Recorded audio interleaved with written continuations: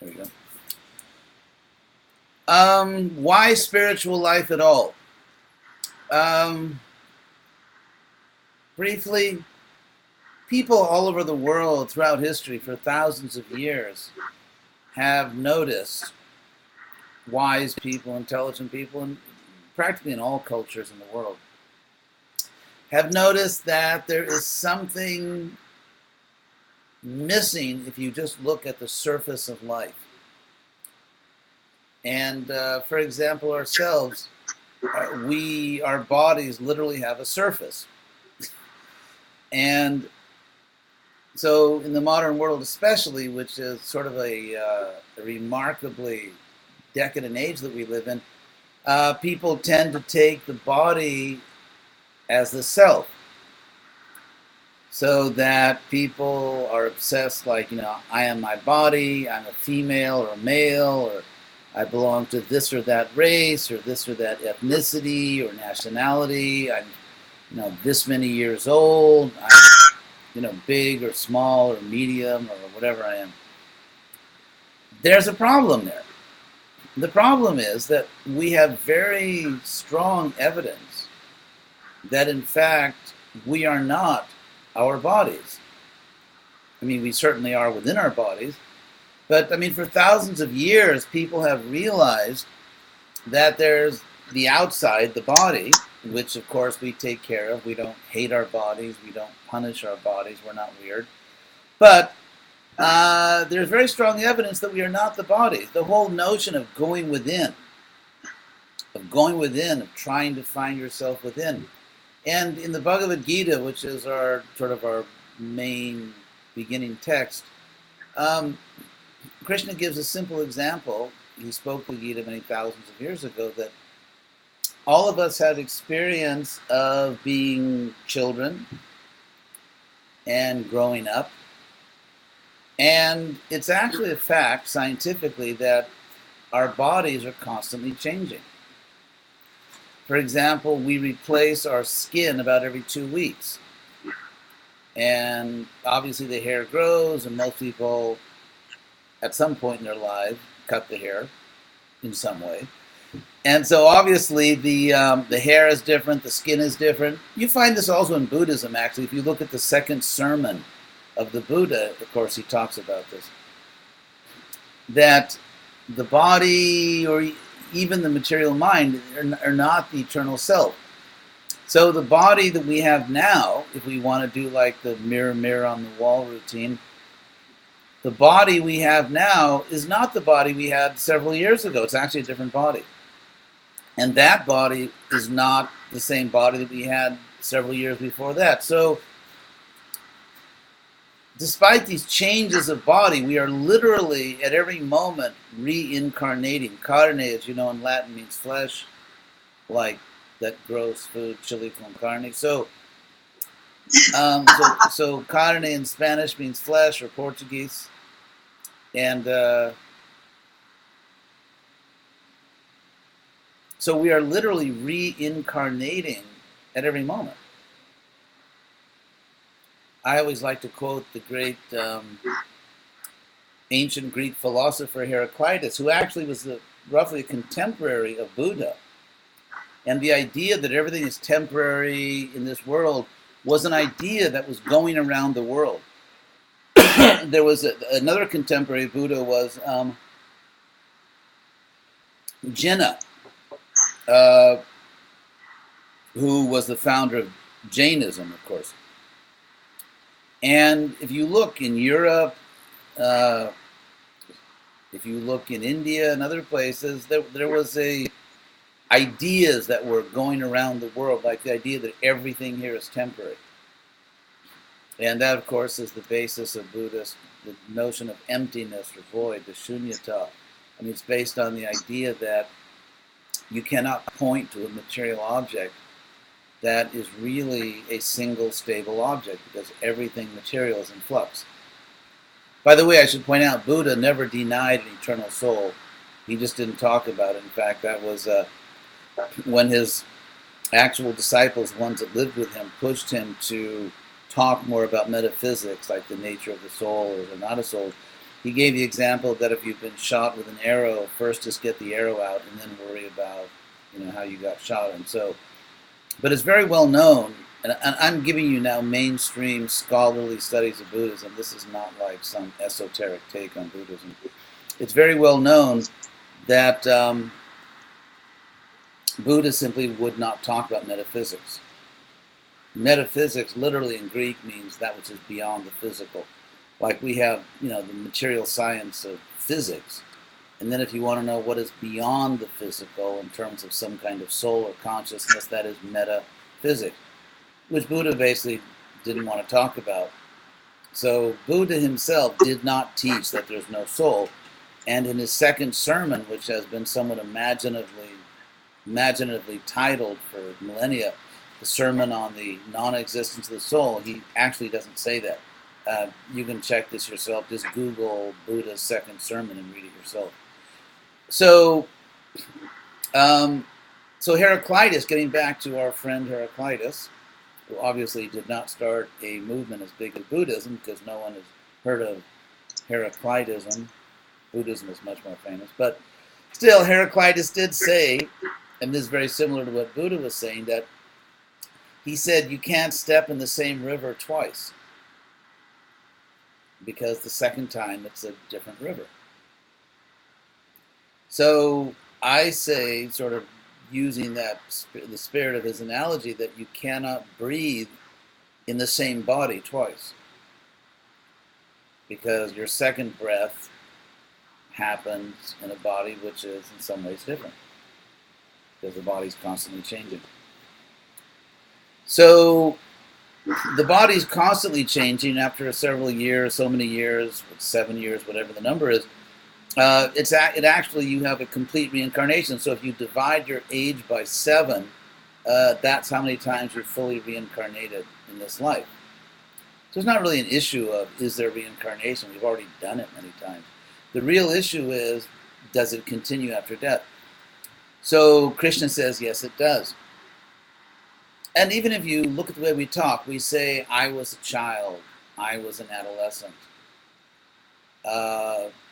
So you admit, we all admit that, it was us. I was the child. When I was a little child, I lived in a certain neighborhood in Los Angeles, or I went to a certain school, and you have your story. And yet, the body we had then is gone. Your little child body didn't just stretch into your adult body. And as you get older, your adult body doesn't just kind of sag from what it was. It's actually a new body. It's actually a new body. And so obviously we're not the body. And we are something else, the consciousness within the body. And wise people all over the world, doesn't matter Asia or Europe or the Americas, wise people figured that out. And they've been figuring that out for thousands of years. So the idea that we're not this body is something which forms part of, I would say, practically most wisdom traditions in human history. And so let's just go with that and say, yeah, we're not the body, then what are we? And the obvious question is, what are we doing in the body?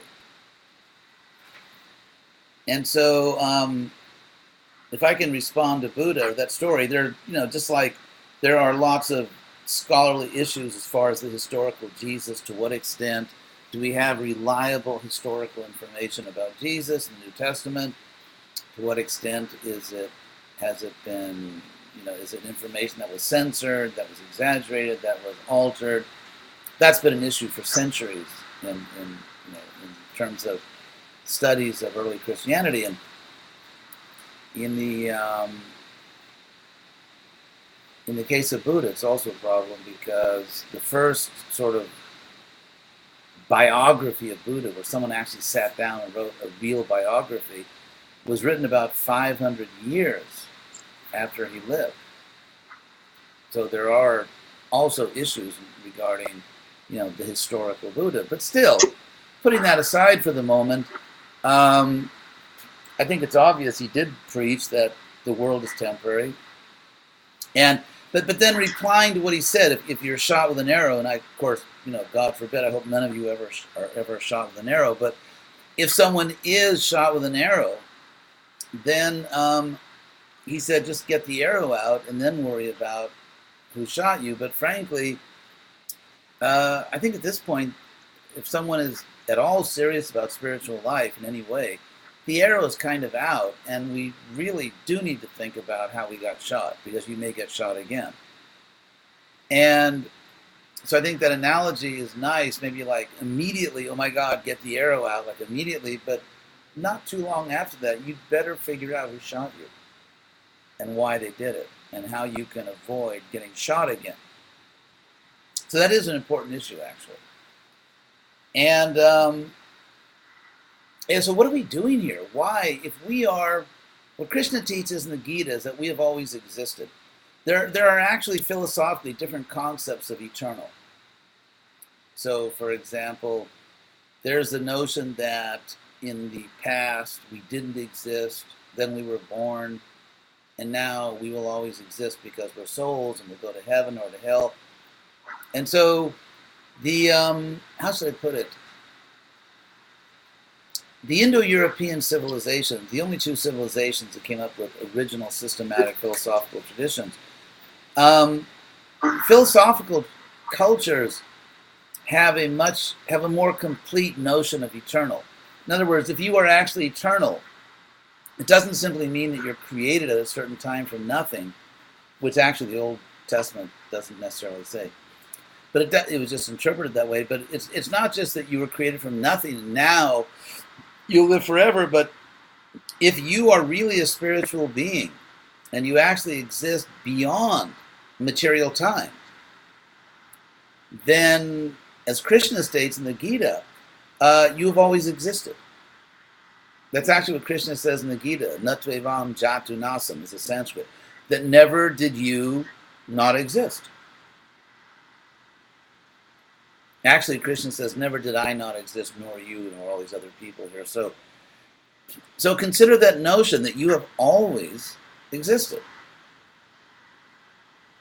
And there's a few ways to get at that idea. One is that if you are truly a spiritual being, if you are some kind of conscious soul, then you're not matter. You're not like earth or water, fire, air. You're not aluminum, or, you're not matter. And therefore, you don't have the characteristics of matter. The nature of material objects, as Buddha pointed out, and as Heraclitus pointed out, and as a lot of people have pointed out, is that every material object begins at a certain point and then ends, like your body or like a planet. Every material object has a shelf life, even if it's the whole universe itself. There's a cosmic shelf life. And so if you are really a spiritual being, then you don't have the qualities of matter. You're a different kind of thing. The kind of thing that doesn't begin to exist and doesn't stop existing. Another point is that in the Bhagavad Gita, Krishna, the speaker, says that actually you are part of me. The notion that we are part of God. So this is not a dualism. Dualism is a kind of philosophy in which God is one thing and we're something else, and there's a huge difference, and that's just the way it is. Whereas, and then of course you have monism, which says, the whole idea that there is a God or individual soul's illusion, there's just one consciousness. The first notion, dualism, is not really encouraging because it's not a great way to start a relationship. Like if you meet someone, you're kind of interested in that person, and they say that, we are very different and we'll always be very different. Okay, that's sort of like a pretty crude way to say, no, I don't want to go out with you. No, I don't want to be your intimate friend. And so just dualism it's not really promising if we're looking for a spiritual loving relationship with the origin of our existence. And then, of course, the monism that, individuality is an illusion has a lot of serious philosophical problems. The first problem is, if all variety is illusion, all individuality is illusion, where the heck did the world come from? Because there are two possibilities. God created the world. God didn't create the world. If God didn't create the world, then there obviously everything is not one, because there's God and there's the world. So if God didn't create the world, it would be absurd to say that it's all one. If God did create the world, then the obvious question is, well, why did he do that? Because if everything is illusion except the divine, then why create illusion? If the world is somehow illusion, why create illusion?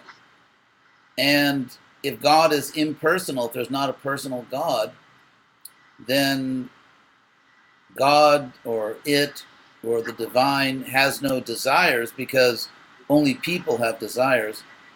And so that means that God created the world without wanting or intending to do it. So it's just like, was it some kind of inexplicable divine burp or something? So the idea that it's all one, and a third problem with that idea, which again, philosophically, it's really a non-starter. Another problem with it is that it calls upon us, in the name of our own enlightenment, to essentially commit some type of spiritual suicide. And suicide is not healthy, whether it's physical or metaphysical. It's just not. Suicide is not the way to go. And so if you are not really a person, if you're not really a unique individual person, and you have to give up that idea, I'm not going to sign up for that, because I'm really happy to be a person. I had really nice parents, I had a nice family. I'm happy now. I really like being free. I really like making my own decisions. I like having the freedom to choose relationships. I like having the freedom to express myself artistically.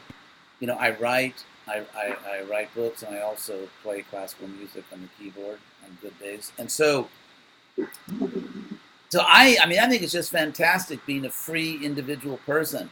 And the idea of giving up my individuality, giving up my freedom, giving up my creativity, giving up all my relationships, and just merging into some type of corporate radiance, I think I'll pass. Spending all eternity radiating divinely I think I would die of boredom. I think I would almost rather be locked in a room and forced to listen to public radio fundraising drives. And that's like, for me, the highest form of torture. It's like, I can't think of anything more excruciating than having to listen to public radio fundraising drives. But anyway, so we know now that we are free, conscious individuals. And so don't kill yourself in the name of meditation or something. It's really like what are you doing? So therefore, and if we say, someone may say there's no God, the problem with saying there's no God is that you're asserting something that you can never verify. If I assert, or if, let's say, I'm hoping or I suspect that there's a God, I can go out and try to verify that. Because, let's say, hypothetically, if there is a God, and if God is not a creep and actually wants me to know him or her or them or whatever, then I can know God. Obviously, if God is God, God has the power to reveal God to us. And so therefore, if there is a God, and I believe there's a God, or I'm trying to verify it, then it's something which, if true, can in fact logically be verified. Whereas if I say there's no God, agnosticism just means I don't know. So that's kind of, I think, philosophically respectable. Agnosticism. But if someone actually is an atheist and says there's no God, which, by the way, Buddha never said,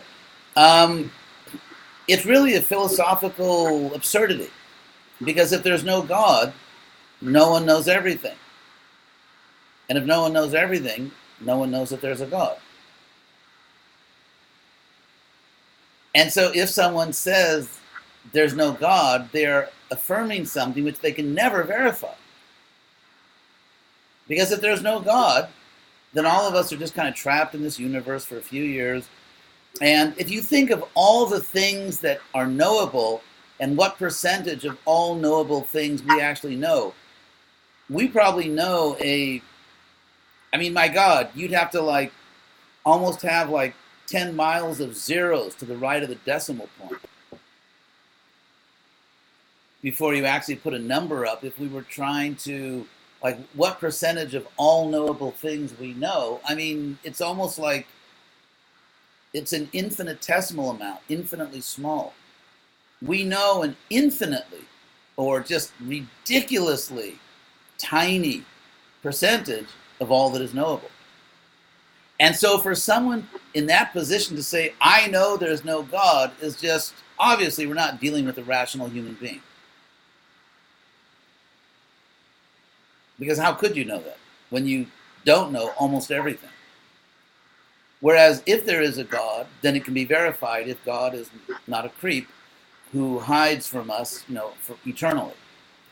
So, and so then if you accept that, I mean, Blaise Pascal was French, which, not necessarily a problem, but he lived in the 1600s. He was one of the greatest philosophers and mathematicians and scientists of his century.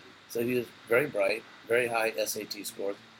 And he put forward this proposition, which is called Pascal's wager, which he said there are 4 logical possibilities. Number 1, you believe in God and there's no God. I mean, any order you can say these in. Number 2, you believe in God and there is a God. Number 3, you don't believe in God and there's no God. Number 4, you don't believe in God and there is a God. I mean, those are the only 4 possibilities. And so he said, if you don't believe in God and there's no God, in other words, you actually got it right. First of all, you'll never really know you got it right, but let's say you did get it right. There's actually not much benefit because you'll never know if you were right. And secondly, social science, quite a large growing body of social science shows that there are certain benefits to believing in God, whether or not there is a God. It actually is psychologically very healthy. People recover more quickly from diseases, including emotional problems. It's actually beneficial. The belief is beneficial, whether or not the belief corresponds to the real fact in the universe. And so if you don't believe in God, there's no God. On a human level, you don't really win anything. There's no prize for that. If you don't believe in God and there is a God, you're like the loser of the week. There's in Los Angeles, where I grew up, there's La Cienega Boulevard, north of Wilshire. It's called Restaurant Row, or it used to be. I have no idea if they still call it that. But when I was growing up, it was called Restaurant Row. And there was one famous restaurant, the name of which I forgot. They had a signboard, because a lot of traffic goes by in La Cienega, and it says loser of the week. And it was some politician or whoever it might be, someone in the news. It was the loser of the week. And so if you don't believe in God and there is a God, I mean, it's not that you'll go to hell for not believing in God. We're not primitive like that. But if there is a God and you don't believe it, you lost a lot. I mean, you lost the best possible outcome for your life. Now, if there is a God and you don't believe in God, if there is a God, let's say you believe in God. You believe in God, but there's no God. You actually got it wrong. You're very nice and religious. You just got it wrong. In that case, you still, according to social science, not theology, you will still probably have a much better life. Emotionally, and even, frankly, economically, strangely enough. Because people who are economically more stable, their marriages, not always, but tend to be more stable. And we know there's massive social science that shows that when a couple stays together, there are financial benefits. Because for one thing, they share the rent or the mortgage. And then, so if you believe in God and there's no God, you still will probably have a better life. If you believe in God and there is a God, then you, so to speak, won the existential lottery. And so therefore, Pascal said, if you don't know, and say you're agnostic, you just don't know, then it's actually in your rational self-interest to try to find God. You know, you may find God, you may not find God, but it's actually in your rational self-interest. And so if someone accepts that, then of course, there's another false notion. It's very common in our culture to say there are so many religions and they all have different ideas of God and they all claim to have the only truth and they all contradict each other and they all cancel each other out. Therefore, I'm going to click on unaligned or something. Or the whole idea of religion is kind of silly because you just have all these religions, each making exclusive claims, contradicting each other, etc. People that say that, one thing they have in common is that they have the honor of never having studied the history of religions. Because people that actually study the history of religions and don't just go around throwing out sort of irrational cliches, people that actually study the history of religions know that the truth is exactly the opposite. For one thing, if you study world religions, I mean, dozens of them, or however many you want, the ones that have actually had some impact, I mean, someone may declare that actually the universe was created by the great pumpkin who sits on the moon, and I mean, but you probably won't get many followers. So if you look at the religions that have had some traction, if you look at world religions, all over the world, doesn't matter where, that have had some traction, in other words, somehow they resonated, they connect, they had ideas which a lot of people felt made sense, or they have some kind of practice which sustained communities. So unless you have ideas and practices that, just from a sociological perspective, sustain individuals and communities, you don't become an important religion in the world. You don't grow.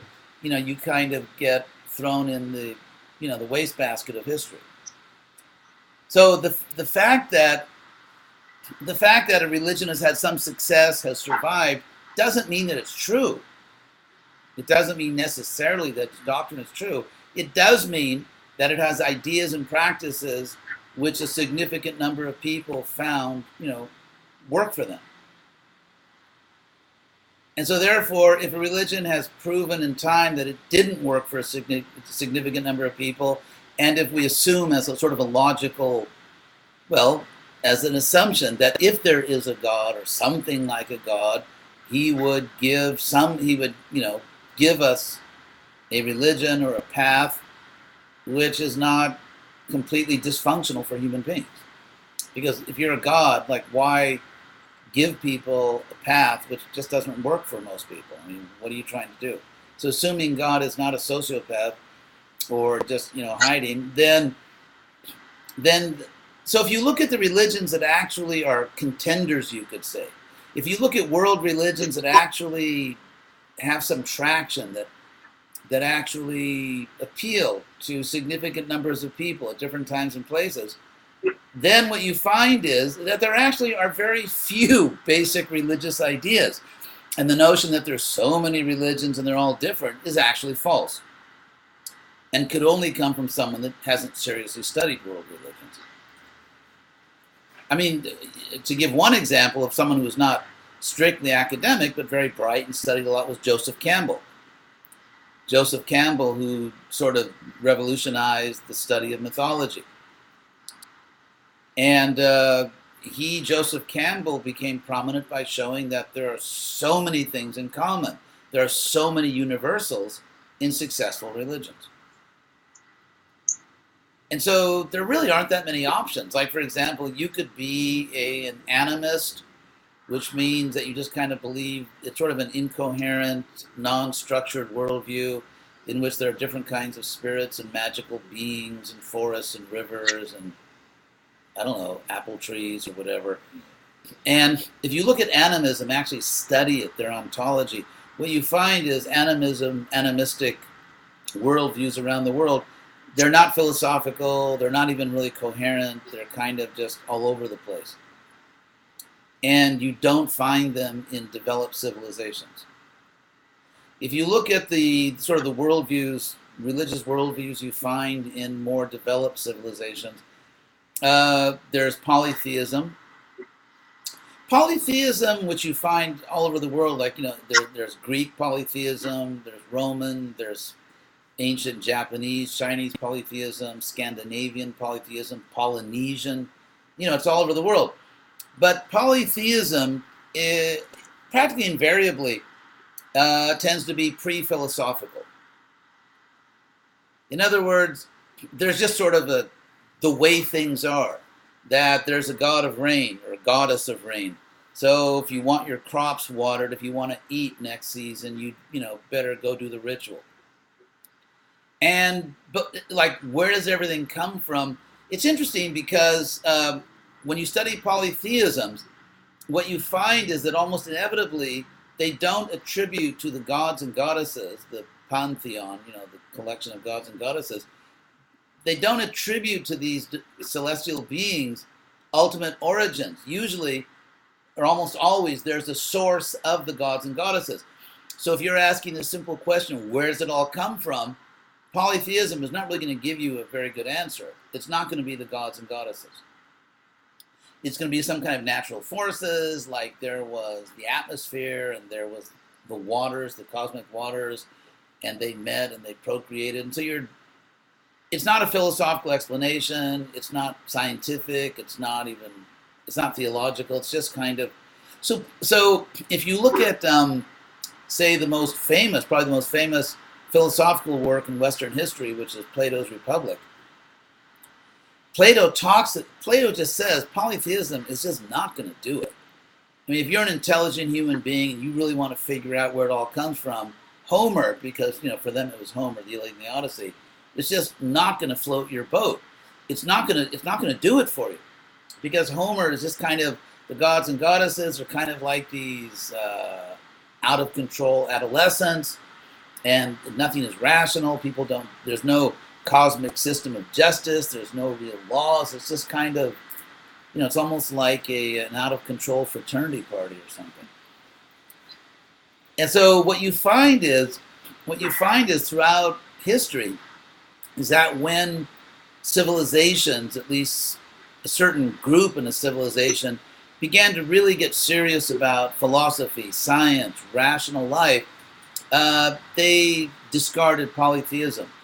It's just not going to take us to real, systematic, rational, just demonstrable higher knowledge.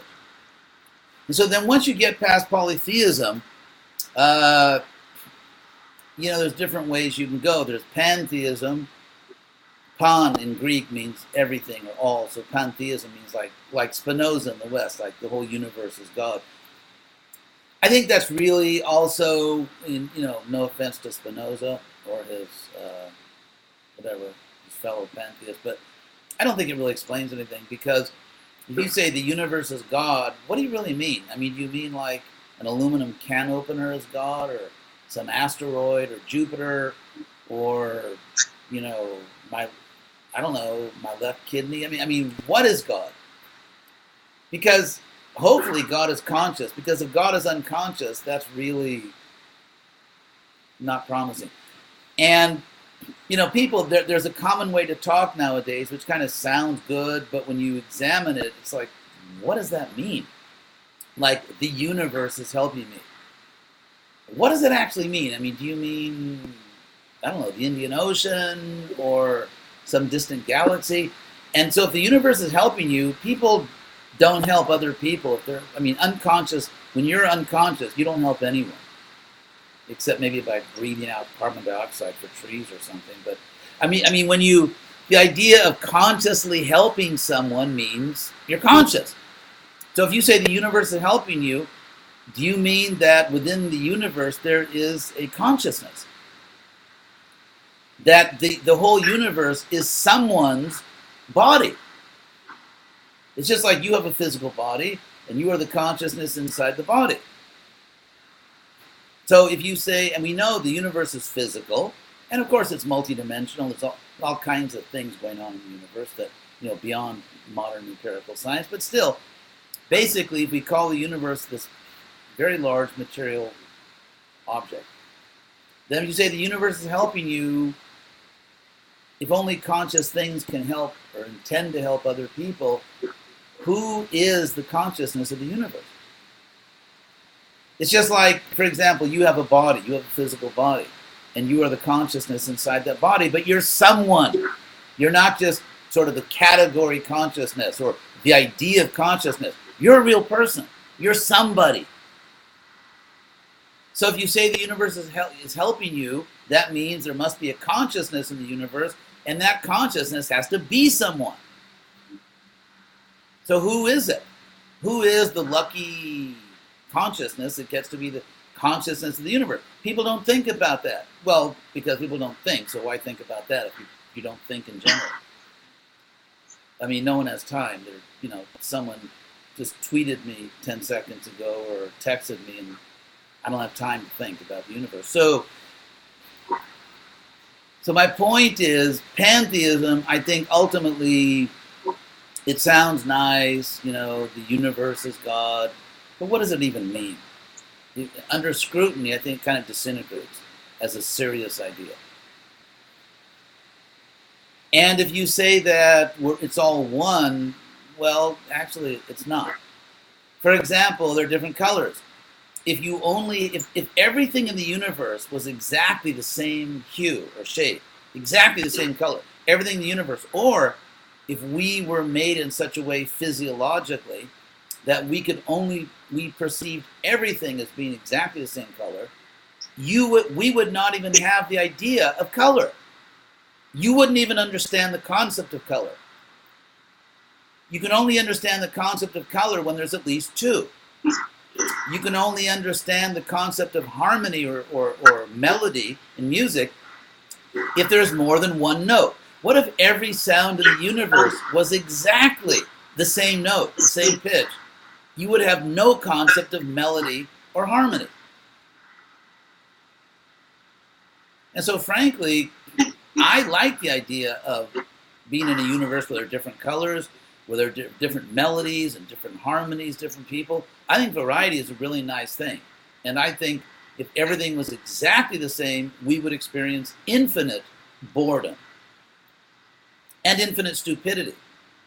Because you couldn't even understand the idea of person if everyone was the same. I mean, basically, you wouldn't understand anything about anything. Yes? You're breaking up. Oh, breaking up is hard to do. Paul Anka, that was a big hit back in the... Is your connection okay? Yeah, it should be. Let's Let me see.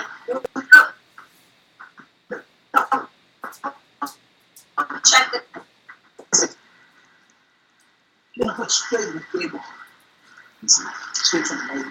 So can you hear now?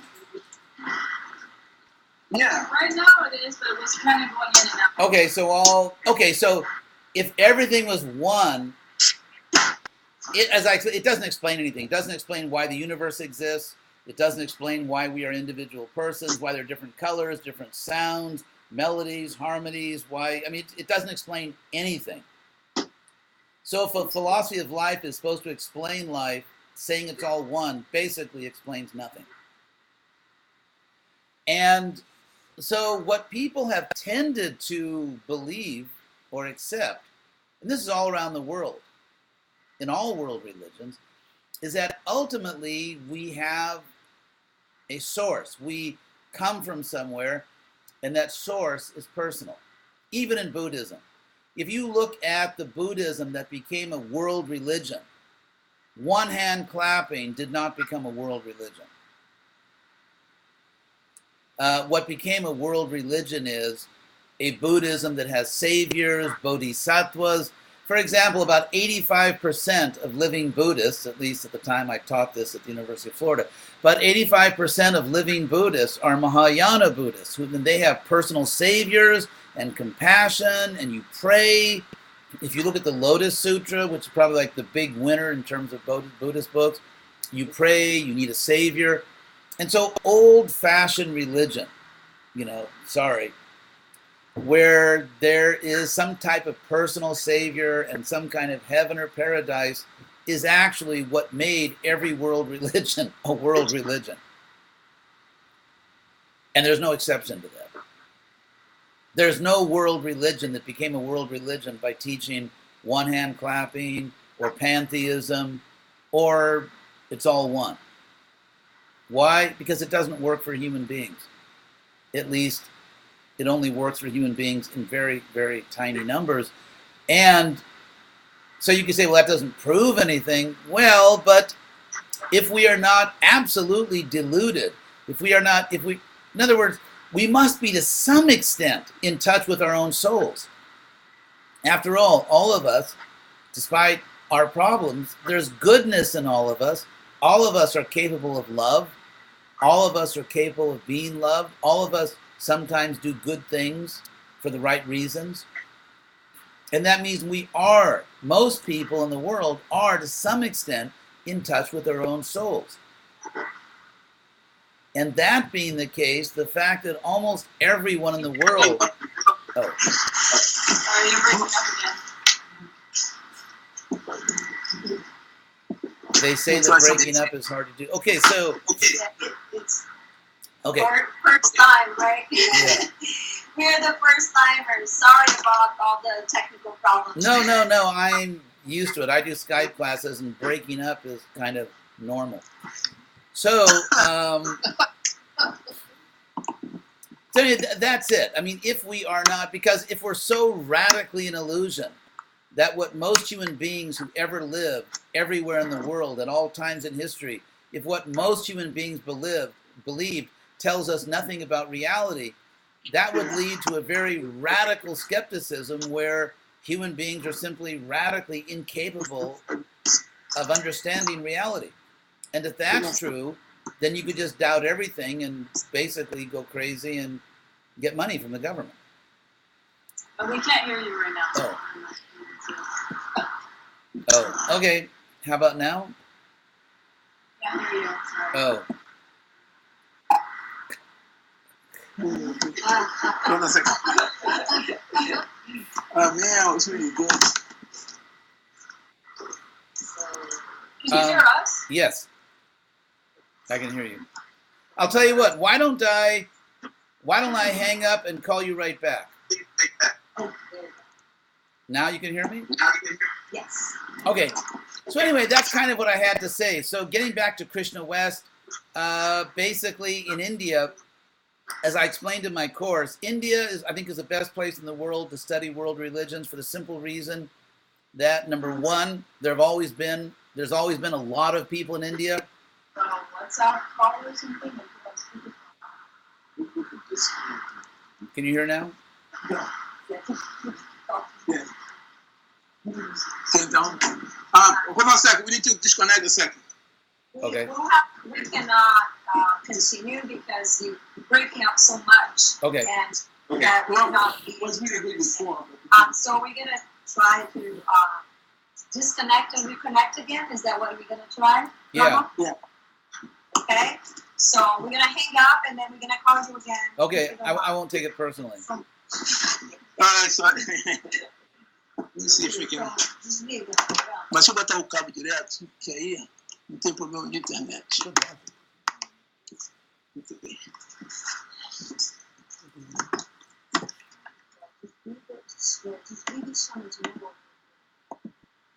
Skype, So for those on Ustream, they hung up because they're having connection problems. They're going to call me back. Hopefully we'll get a better connection.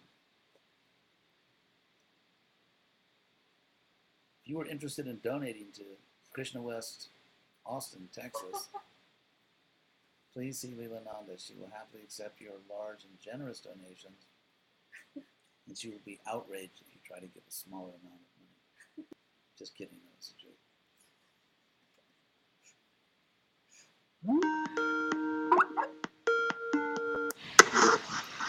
Is that better? Yeah. Okay. We're back on? Yeah. Seems better. It's better. I need to put him. Yeah. I need to put him up there. So basically what I was saying is that throughout history, can you hear?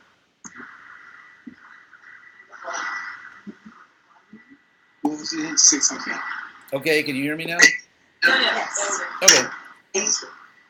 I mean, just to wrap it up, because you know, I don't want to try your patience, but basically, most people, most human beings who ever lived all over the world at all times, believe there is some kind of personal divine force that we have to contend with, or deal with, or love, or do something with in the universe. And so you either have to say, well, okay, that doesn't prove anything, but you can't say it's irrelevant, because if that's irrelevant, then you are forced into a very extreme, radical skepticism about the ability of human beings to know.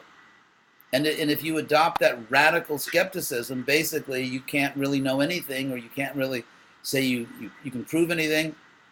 And it's kind of a philosophical dead end. If you begin your philosophical search by saying that human beings are radically delusional, that includes you, and so why even bother? And actually, I think we are not radically delusional. I think we have a lot of good instincts, we have a lot of good intuitions, and we should take very seriously that the overwhelming majority of people that ever lived on Earth believe there's some kind of personal divine force in the universe. I think we should take that fantastically widespread evidence seriously. We should actually take that seriously.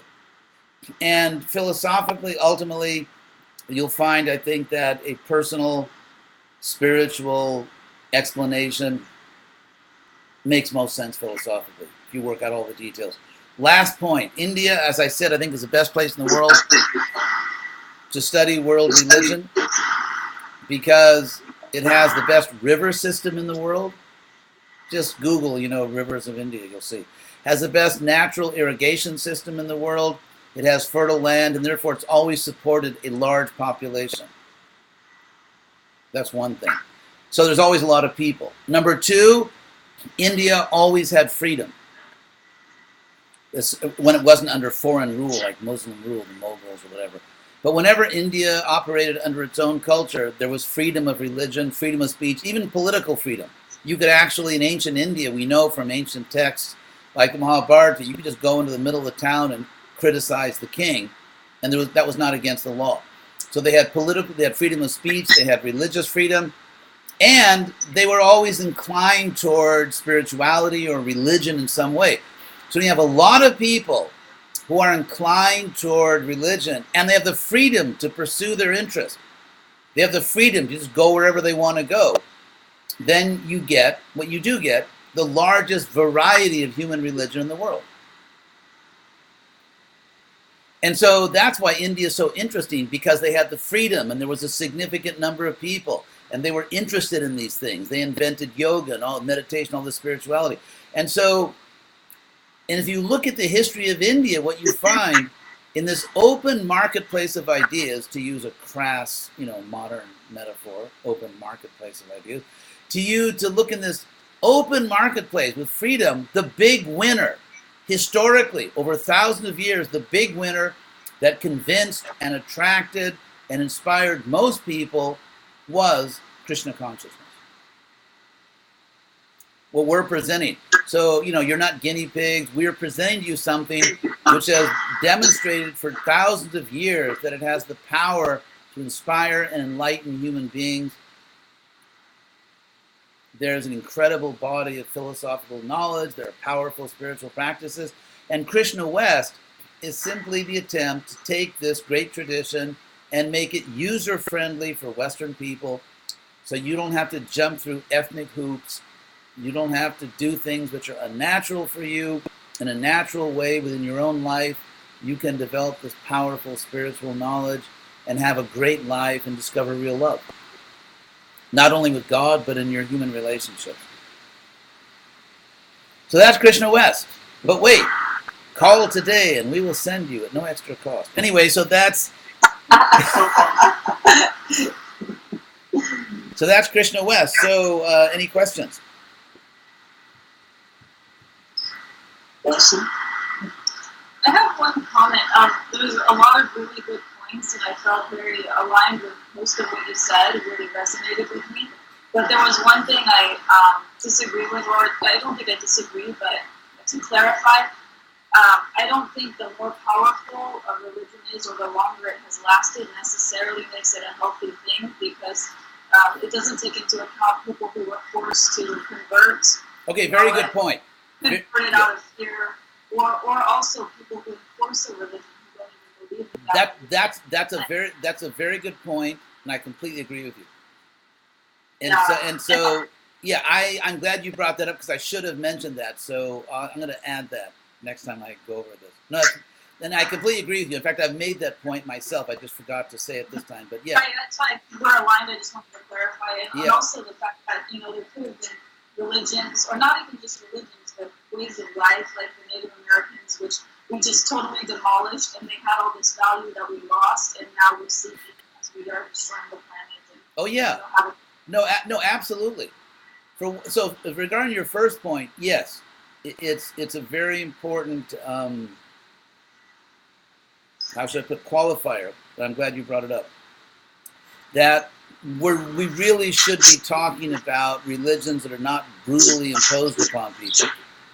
And actually, it's interesting, because if you look at cases historically where religions were forced on people, violently forced on people, what you find is that people find all kinds of strategies to work around it. For example, why did you have so many secret societies in medieval and early Renaissance Europe? Whether it's the Knights Templar or this secret group, the Masons, because it's like water. When water is blocked, it just finds a way to break through it. Water will always find a way to break through, and so people found a way to get around it, and so so we should talk about, and that was a good point you brought up, we should talk about religions which have survived and flourished not by violent coercion, but because people really chose it. You're starting to break up a little bit, but I think I got your point. Yeah, we should talk about religions. We should talk about religions that people chose and were not violently forced to accept. So yeah, I completely agree with you. And actually what you find, though, is that the violence it's not sustainable. Yeah.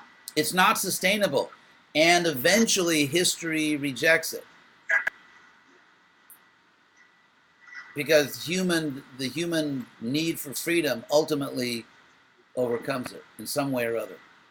And then what was your other point was... it's kind of related. It's like, on one hand, sometimes very strong, quote, strong religions are actually destructive, and then they're not sustainable. Yes, exactly.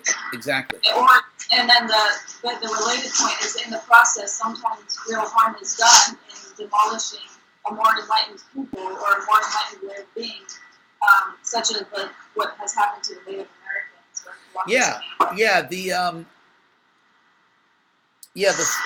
But how should I put it?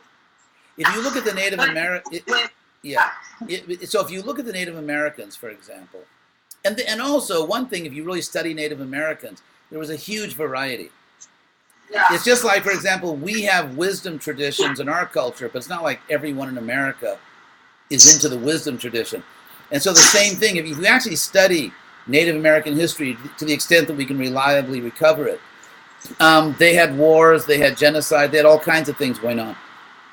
And so, but they did have wisdom. They did have real wisdom, and especially in pre-industrial societies, or I would just say non-industrial, because pre-industrial sounds like that's the way to go. But if you look at non-industrial societies, they have wisdom traditions, and they tend to be less hypocritical. Like, for example, they can value nature, they can appreciate nature, and they actually have a lifestyle which is consistent with that. So they're less hypocritical in that sense, I think. And also, I would say, though, that despite the violence and all the evil done to Native Americans, that a lot of their ideas, because they are true, have persisted. For example, the whole environmental movement, this whole international movement to rethink our relationship with nature, I think is something which is kind of like a modern way of getting back to some of that indigenous wisdom.